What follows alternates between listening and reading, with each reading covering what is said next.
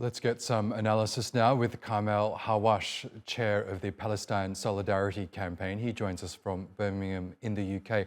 Really good to have you with us, Kamel. Firstly, the aerial bombardment of Gaza is continuing for a fourth day now. We know that almost 1,000 Palestinians have been killed in Israel's response to Hamas's surprise attack on Saturday. What's your reaction to what we're witnessing in Gaza right now?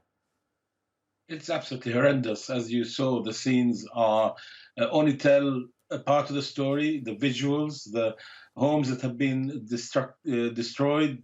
But I've also been reading WhatsApps from friends and posts on Facebook, people saying, please pray for my family. They're in this house and I'm worried they might be bombed. And then others who announced that their family's home had been demolished.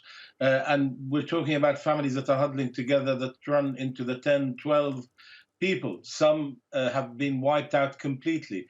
The devastation you see there. I mean, just think how many years it took to build these neighborhoods and how much money was spent doing that.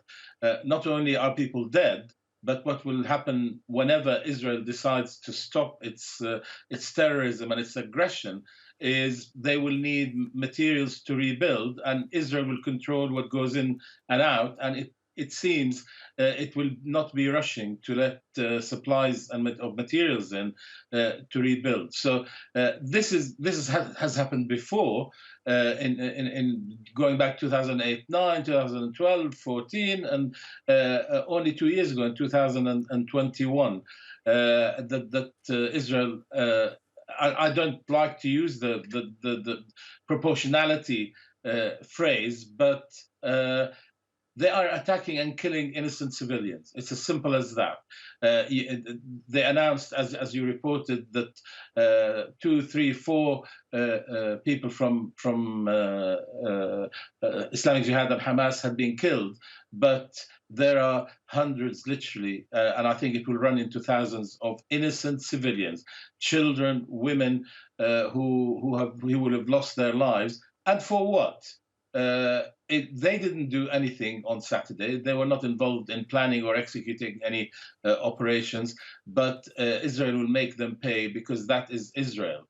It wants them to either leave because they said you can go to Egypt if you want, or to starve to death, as Israel throws in yet another war crime by stopping the supplies of electricity, of water, of food, something that nobody should support abroad. But unfortunately, the United States and Britain in particular have not said anything in support of the civilian population in Gaza and the predicament they didn't choose to have following 16 years of siege. This is on top of that. Well, that's right. Many human rights organizations have already accused Israel of starving Gaza for the last 16 years under its blockade. And now the Israeli government has announced it's laying complete siege on the Palestinian enclave. It's something that's alarmed the UN Secretary General Antonio Guterres. What does the international community need to do now in order to help the people of Gaza during what Netanyahu has called its complete siege? Well, first of all, supply trucks were returned from Egypt. Now, there has to be. Egypt must stand up to Israel and say, no, we will supply these innocent people and we will allow supplies in.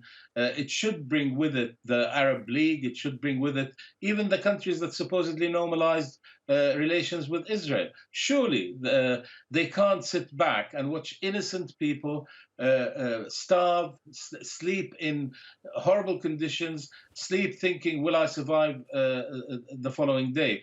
But there's also a responsibility on what is called the international community, and I'm here in the UK and I include it in that it has responsibility to tell Israel that it must protect the people that it occupies, not kill them, not ethnically cleanse them, not destroy their homes, and to act in a consistent manner.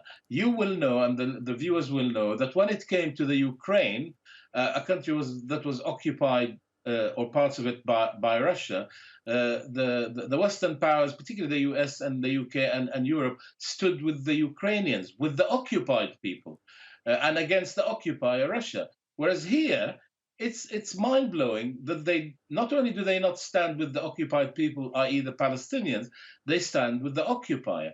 And if you think that the occupation of the Ukraine has lasted what 20 months, the occupation of the 1967 areas that Israel took happened 50 years ago.